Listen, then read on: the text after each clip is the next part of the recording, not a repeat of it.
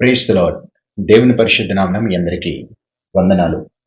మరొక ప్రశస్తమైన దినాన్ని దేవుడు మన జీవితాల్లో దయచేసి ఆయన పాద సన్నిధిలో చేరి ఆయన శ్రేష్టమైన మాటలు ధ్యానించి ఆధ్యాత్మికంగా మనం ప్రభువులో బలపడటానికి దేవుడు దయచేసిన ఈ చక్కని సమయాన్ని బట్టి అవకాశమును బట్టి ఆ దేవాతి దేవునికి కృతజ్ఞతాస్తుతులు చెల్లిస్తూ ఉన్నాను. ఈ దినము మరి ప్రభు మన కోసం సిద్ధపరిచిన వాగ్దానాన్ని మనము ధ్యానం చేసుకోబోయే ముందు చిన్న ప్రార్థన చేసుకుందాం. మహాపరిశుద్ధుడా, మహాగణుడు అయిన దేవా యేసయ్య, మీకు వందనాలు. మరొక పర్యాయము మీ పాద సన్నిధిలో చేరి నాయన తండ్రి, ఈ దినము నాయన మీ వాక్కు కోసం కనిపెడుతూ ఉండగా జీవం కలిగిన మాటలతో మీరే మాతో మాట్లాడి ఆధ్యాత్మికంగా నాయన తండ్రి నాయన మమ్మల్ని మీ వాక్కు చేత బలపరిచి వాక్యానుసారంగా జీవించే కృప మార్కు దయచేయమని, వాక్యం ఎత్తుతున్న నాపై మీ ఆత్మను కుమ్మరించి నన్ను మీ శిలువచాటును మరుగుపరచుకోమని ప్రార్థన యేసునామమున అడిగి వేడుకుంటున్నాం తండ్రి. ఆమేన్, ఆమేన్. మంచిది.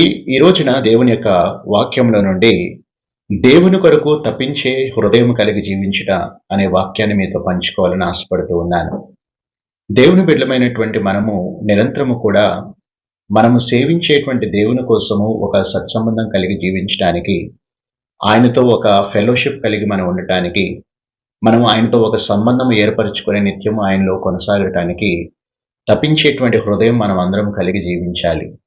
కానీ ఈ లోకంలో అనేక మందిని మనం చూసినట్లయితే దేవుని తప్పించి ప్రతి ఒక్క విషయాన్ని బట్టి తప్పించేటువంటి వారుగా ఉంటూ ఉంటారు. కనుక ఈ లోకంలో జీవిస్తున్నటువంటి మనము కూడా అనేకమైనటువంటి లోకపరమైనటువంటి వారు ఏ రీతిగా తప్పించి వాటి కోసం ప్రయాసపడుతున్నారో, ప్రభువుని ఎరిగి కూడా వాటి కోసం మనం తప్పిస్తూ దేవుని గురించి మనం ఆలోచన చేయకుండా, దేవునితో ఒక సత్సంబంధం లేకుండా, దేవునితో ఆ యొక్క రిలేషన్షిప్ లేకుండా మనం జీవించినట్లయితే ప్రభువుని వెంబడిస్తున్న దానికి మనకి ఏమాత్రము కూడా ప్రయోజనం ఉండదని మనం తెలుసుకోవాలి. కనుక దేవుని బిడ్డలమైన మనమందరము కూడా దేవుని కొరకు తప్పించేటువంటి హృదయం కలిగి జీవించేటువంటి వారంగా ఉండాలి. కీర్తనల గ్రంథం 63వ అధ్యాయము 1-2 వచనాలు మనం చదివినట్లయితే, దేవా నా దేవుడవు నీవే, వేకువనే నిన్ను వెదికెదను, నీ బలమును నీ ప్రభావమును చూడవలనని పరిశుద్ధాలయమందు నేనెంతో ఆశతో నీ తట్టి కనిపెట్టుచున్నాను. నీళ్లు లేక యుండియున్న దేశమందు నా ప్రాణము నీ కొరకు తృష్ణగొని ఉన్నది. నీ మీద ఆశ చేత నిన్ను చూడవలనని నా శరీరము కృషించుచున్నది అనేటువంటి మాటను ఇక్కడ దావీదు భక్తుడు పలుకుతున్నటువంటి మాటలు మనం చూస్తాం. ఈ యొక్క సందర్భం మనం చూసినట్లయితే దావీదు ఏ పరిస్థితిలో ఉన్నాడని మనం అర్థం చేసుకోవాలంటే, ఇదే అధ్యాయంలో 9వ వచనంలో మనం చూసినట్లయితే, నా ప్రాణమును నశింప చేయవలనని వారు వెతుకుచున్నారు అనేటువంటి మాటను బట్టి మరి ఇక్కడ దావీదుని తన యొక్క శత్రువులు చంపటానికి ప్రయత్నం చేస్తున్నట్లుగా మనం చూస్తున్నాం. ఆ శత్రువు మరి తన యొక్క సొంత కుమారుడే అయి ఉండొచ్చు, మనకి తెలియదు. కానీ ఇక్కడ తన యొక్క బాధను వ్యక్తపరుస్తున్నాడు. తను నాశనం అయిపోవాలని ప్రజలందరూ కూడా ఆలోచన చేస్తున్న సమయంలో మనం చూస్తున్నాం. ఆ పరిస్థితిలో తన శత్రువుల నుంచి పారిపోయి ఆ యొక్క యూదా అరణ్యంలో అతడు నివాసం చేస్తున్న సమయంలో మరి ఆ యొక్క క్లిష్ట పరిస్థితిలో ఇక్కడ ఈ కీర్తన రాస్తున్నట్లుగా మనం చూస్తున్నాం. ఆ క్లిష్ట పరిస్థితిలో కూడా దావీదు దేవుని కొరకు తప్పించేటువంటి హృదయాన్ని కలిగి జీవిస్తున్నట్టుగా మనం చూస్తున్నాం. మన జీవితాల్లో చాలా సందర్భాల్లో మనము ఎదుర్కొనేటువంటి కష్టాలను బట్టి సహజంగా మనం దేవునికి ఎక్కువగా మనము కంప్లైంట్ చేసేటువంటి వారంగా ఉంటాం మన యొక్క సమస్యలను బట్టి.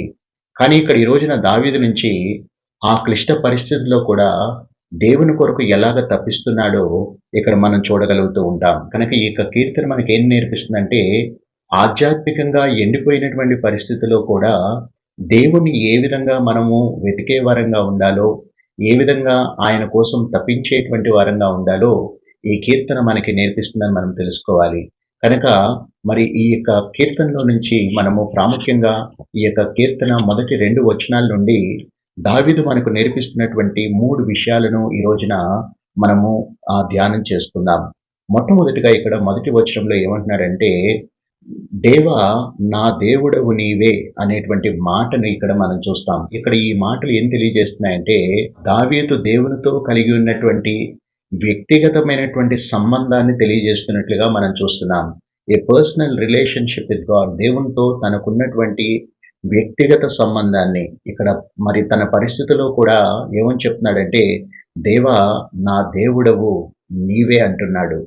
కాబట్టి దేవునితో వ్యక్తిగతంగా సంబంధం కలిగి ఉండటం అనేది అది మన యొక్క విశ్వాసానికి, అదే విధంగా దేవుని కొరకు తృష్ణ కలిగి జీవించడానికి అది ఒక పునాది లాంటిదని మనం తెలుసుకొని, దానికోసము మనం ఎప్పుడూ కూడా దేవునితో ఒక సత్సంబంధం కలిగి జీవించడానికి మనం ప్రయాసపడేటువంటి వారంగా మనం ఉండాలి. ఈ యొక్క దేవునితో సత్సంబంధాన్ని మనం ఏ విధంగా మనం కల్టివేట్ చేసుకోగలుగుతామంటే, తప్పిదములు చేసినప్పుడు దేవుని సన్నిధానంలో మనం పశ్చాత్తాపం పొందటం ద్వారా, రెండవదిగా ఆయన మీద పరిపూర్ణమైనటువంటి విశ్వాసాన్ని కనపరచడం ద్వారా, మూడవదిగా నిరంతరము కూడా ఆయన్ని యొక్క మాటలు అంటే ఆయన యొక్క వాక్కు మనం ధ్యానించడం ద్వారా దేవునితో సత్సంబంధాన్ని మనం కల్టివేట్ చేసుకోగలుగుతామని మనం తెలుసుకోవాలి. కాబట్టి ప్రియ దేవుని సంగమా, మొట్టమొదటిగా దావీదు యొక్క కీర్తనలో తన తన శత్రువులు తనని చంపడానికి వెతుకుతున్న పరిస్థితిలో కూడా ఇక్కడ ఏమంటున్నాడంటే, ఆ పరిస్థితిలో కూడా దేవుణ్ణి వెతుకుతున్నట్లుగా మనం చూస్తున్నాం. దేవునితో తన యొక్క సత్సంబంధాన్ని తను కనపరుస్తున్నట్టుగా, నా దేవుడవు నీవే అని చెప్తున్నట్లుగా మనం చూస్తున్నాం. కనుక మన జీవితాల్లో కూడా ఎటువంటి శ్రమలోనైనా కానీ మనము స్థిరంగా ఎప్పుడు ఉండగలుగుతామంటే, మనము సేవించేటువంటి దేవుడు ఎటువంటి దేవుడో మనం గ్రహించగలిగినప్పుడు, దాన్ని అక్నాలెడ్జ్ చేయగలిగినప్పుడు, ఖచ్చితంగా మనము కూడా ఎటువంటి శ్రమలోనైనా కానీ మనం స్థిరంగా ఉండగలుగుతాం. కాబట్టి ఇది మొట్టమొదటిది.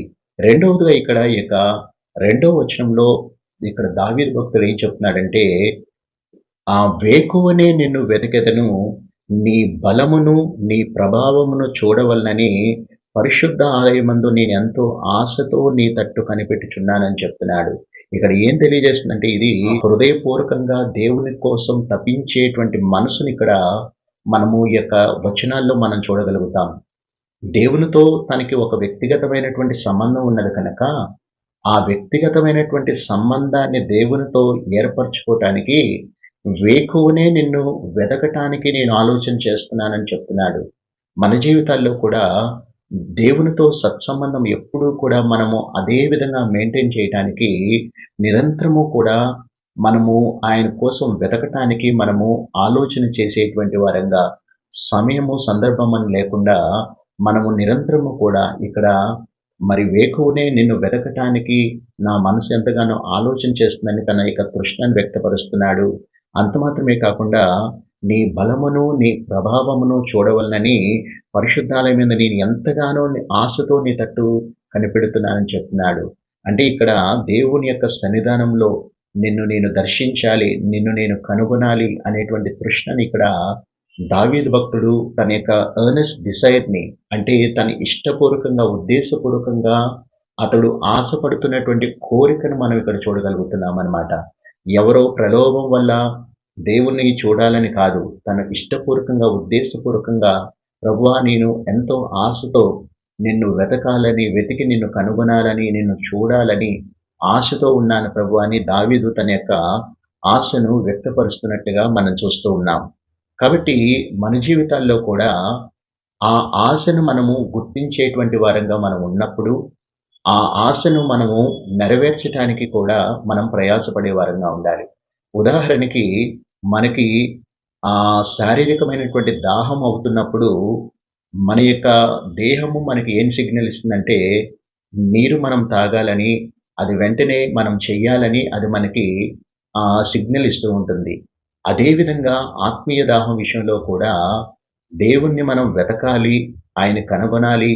మనం ఆత్మీయంగా ఎండిపోతున్న పరిస్థితిలో ఉన్నాము.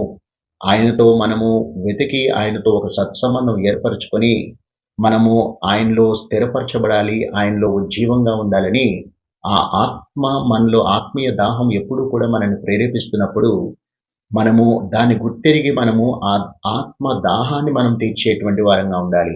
శారీరకమైనటువంటి దాహము మనకు వేసినప్పుడు వెనువెంటనే ఎలాగా ఆ దాహాన్ని మనం తీరుస్తున్నామో, అదేవిధంగా ఆత్మీయమైనటువంటి దాహాన్ని కూడా మనం తీర్చేటువంటి వారంగా ఉండాలని ఈ రోజున మనం తెలుసుకోవాలి.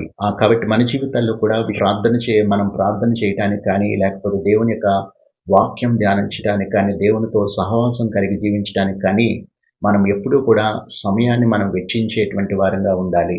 ఎందుకంటే మన బిజీ లైఫ్ షెడ్యూల్‌లో మరి దేవుని కోసము ఆ యొక్క డిజైర్ అనేది, ఆ యొక్క ఆశ అనేది చాలా మందిలో అది ఉండనటువంటి పరిస్థితులు మనం చూస్తున్నాం. కానీ ఈ రోజున దావీదు భక్తుల్లో నుంచి మనం నేర్చుకోవాలి. అతడు దేవుని పట్ల ఎంతగా ఆశను కనపరుస్తున్నాడో, హిస్ ఎర్నెస్ట్ డిజైర్ అనమాట. హృదయపూర్వకంగా, ఉద్దేశపూర్వకంగా దేవుణ్ణి వెతకాలి, ఆయన్ని కనుగొనాలనేటువంటి కోరిక. ఈరోజు దేవుడు ఆ కోరికను నీలో, నాలో, మనందరిలో దేవుడు పుట్టించునుగాక. ఇది రెండవది. మూడవదిగా ఇక్కడ దావీదు భక్తుడు ఏం నేర్పిస్తున్నాడంటే, ఈ యొక్క రెండో వచనంలో నుండి రెండో భాగంలో, నీళ్లు లేక ఉండినటువంటి దేశమందు నా ప్రాణము నీ కొరకు తృష్ణగొని ఉన్నది. నీ మీద ఆశ చేత నిన్ను చూడవలనని నా శరీరము కృషించుచున్నది అని చెప్తున్నాడు. ఆ longing for God even in difficult circumstances, అంటే తన జీవితంలో క్లిష్ట పరిస్థితిలో కూడా అతడు అతన్ని చంపాలని అనేక మంది వెతుకుచూ ఉన్నా కూడా, ఆ పరిస్థితిలో కూడా ఇక్కడ మనం చూసినట్లయితే దేవుని కోసము మరి అతడు ఎంతగా ఆశపడుతున్నాడు ఇక్కడ మనం చూస్తున్నాం. నీళ్లు లేక ఉండినటువంటి దేశంలో ఏ విధంగా, నీళ్లు లేనటువంటి దేశంలో ఏ విధంగా నీళ్ల కోసం ఒక వ్యక్తి ఏ విధంగా తపిస్తాడో, అదే రీతిగా నేనున్నటువంటి క్లిష్ట పరిస్థితిలో నేను నీ కొరకు అంతగా తృష్ణపడుతున్నాను. నీ సన్నిధిని నేను, నీ యొక్క ప్రసన్నతను నేను అనుభవించాలని నేను ఎంతగానో నేను తృష్ణగొని ఉన్నాను. నా శరీరము కృషించిపోతున్నది ప్రసన్నత కొరకని దావీదు భక్తుడు తన యొక్క ఆశను వ్యక్తపరుస్తున్నట్టుగా మనం చూస్తూ ఉన్నాం. కాబట్టి ఇక్కడ మనం తెలుసుకోవాల్సిన సత్యం ఏంటంటే, దావీదు కంప్లైంట్ చేయకుండా, ఇన్‌స్టెడ్ ఆఫ్ కంప్లెయినింగ్, అతడు ఏమాత్రము కూడా ప్రభువా నాకు ఇలా శ్రమలున్నాయి, నాకు ఇలాంటి శ్రమలున్నాయని అక్కడ కంప్లెయింట్ చేయకుండా, అతడేం చేస్తున్నాడంటే ఆ యొక్క క్లిష్ట పరిస్థితిని కూడా దేవుని దగ్గరికి చేరువవ్వటానికి ఆ ఆపర్చునిటీగా మలుచుకున్నట్టుగా మనం చూస్తున్నాం. మన జీవితాల్లో కూడా దేవుడు మన జీవితాల్లో కష్టాలను అనుమతిస్తాడు. తద్వారా ఏంటంటే మనము దేవునికి మన యొక్క పరిస్థితి ఆయన ఎరగనట్లుగా మనం కంప్లెయింట్ చేస్తామని కాదు, కానీ ఆ పరిస్థితిలో దేవుణ్ణి మనం ఆశ్రయిస్తామని, ఆయనకి సమీపంగా మనం వస్తామని దేవుడు మన జీవితాల్లోకి శ్రమను అనుమతిస్తాడని మనం తెలుసుకోవాలి.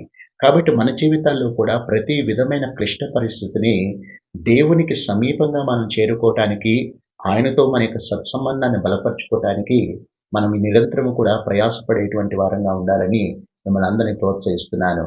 ఉదాహరణకి ఒక ఎడారిలో ఉన్నటువంటి ఒక చెట్టు ఏ విధంగా ఆ యొక్క మొక్క సజీవంగా అది ఎండిపోకుండా ఉండాలి అంటే, దాని వేరు ఎంతకైనా లోపలికి వెళ్ళి నీరు ఎక్కడుంటుందా అనేటువంటి దాన్ని వెతికి ఆ యొక్క నీటిని ఆ యొక్క మరి చెట్టంతటికి కూడా అది అందించగలిగినప్పుడు అది సజీవంగా ఉండగలుగుతుంది. అదే రీతిగా మనము కూడా ఆధ్యాత్మిక జీవితంలో కష్టాలు ఎదుర్కొన్నప్పుడు మనము మన యొక్క ఆధ్యాత్మికమైన వేరులను బలంగా మనము దేవునిలో మనము నాటబడి, దేవునిలోనికి మనం చొచ్చుకొని పోయి, దేవుని దగ్గర నుంచి మన యొక్క బలాన్ని మనం సంతరించుకునేటువంటి వారంగా ఉండాలని మిమ్మల్ని ప్రోత్సహిస్తున్నాను. ఈరోజు ప్రియ దేవుని సంగమా, మన జీవితాల్లో కూడా దావీదు భక్తుని యొక్క తృష్ణను, అతడు ఏ విధంగా దేవుని పట్ల ఆశను కనపరుస్తున్నాడో, ఎటువంటి హంగర్‌ని కనపరుస్తున్నాడో, హృదయపూర్వకమైనటువంటి తృష్ణని ఏ విధంగా కనపరుస్తున్నాడో, మనము కూడా మన జీవిత కాలమంతయు కూడా నీ కోసము, నా కోసము ప్రాణం పెట్టిన యేసయ్య కోసము అటువంటి అటువంటి తృష్ణను ఏర్పరచుకొని మన ప్రతి ఒక్క జీవితంలో, అది సంతోషకరమైన పరిస్థితులైనా, లేకపోతే కష్టకరమైన పరిస్థితులైనా కూడా, అన్ని పరిస్థితుల్లో కూడా దేవునికి సమీపంగా జీవించడానికి, దేవుని స్తుతించడానికి, గణపరచడానికి, ఆయన ప్రసన్నతను అనుభవించడానికి ప్రతి ప్రతి సంతోషకరమైన, క్లిష్టకరమైన పరిస్థితిని మనం ఆపర్చునిటీస్‌గా, ఆయన్ని చేరువగా మనం జీవించడానికి మనం మలుచుకునేటువంటి వారుగా ఉండాలని మిమ్మల్ని ప్రోత్సహిస్తూ, కాబట్టి ఈ యొక్క 63వ కీర్తన ఈ మొదటి 2 వచనాల ద్వారా దేవుడు నేర్పుతున్నటువంటి యొక్క ఆత్మీయ సత్యాలను మనము మన యొక్క హృదయంలో పదిలపరుచుకొని, మన జీవితంలో కూడా దేవుని కొరకు తృష్ణ కలిగి జీవిస్తూ, ఆయన కొరకు మహిమగల పాత్రలుగా జీవించే కృపను ఆయన మనకు అనుగ్రహించులాగున ప్రార్థన చేసుకుందాం. మహాపరిశుద్ధుడా యేసయ్యా, మీకు వందనాలు. మరొక పర్యాయము మీ పాద సన్నిధిలో చేరి మీ శ్రేష్టమైన మాటలు ధ్యానించడానికి మీరు చూపిన కృపను బట్టి మీకు వందనాలు. మరొకసారి నాయన తండ్రి, నాయన మమ్మల్ని మీకు ప్రతిష్ఠించుకుంటూ ఈ రోజంతట్లో నాయన తండ్రి నేను విడుదల చేస్తున్న పనిపాట్ల, ఉద్యోగాల్లో మీరే వారికి నాయన తోడుగా ఉండి, రాకపోకల్లో కూడా మీరు వారికి భద్రత దయచేసి మేలుతో తృప్తిపరచమని, ప్రార్థనావసరతలు కోరిన ప్రతి ఒక్క బిడ్డ యొక్క అవసరతలు తీర్చి, ఆధ్యాత్మికంగా మీరే నాయన తండ్రి మమ్మల్ని నాయన మీ మేలతో తృప్తిపరిచి, మీ సన్నిధిలో మమ్మల్ని సాక్షులుగా నిలబెట్టి, మీ కొరకు నాయన ఒక ఘనమైన పాత్రలుగా మేము జీవించే కృపను అనుగ్రహించమని యేసు నామం అడిగి వేడుకుంటున్నాం తండ్రి. ఆమేన్. ఆమేన్. God bless you all. Have a blessed day. దేవుడు మిమ్మల్ని నూరింతలుగా దీవించును గాక. God bless you all. మీ అందరికీ వందనాలు.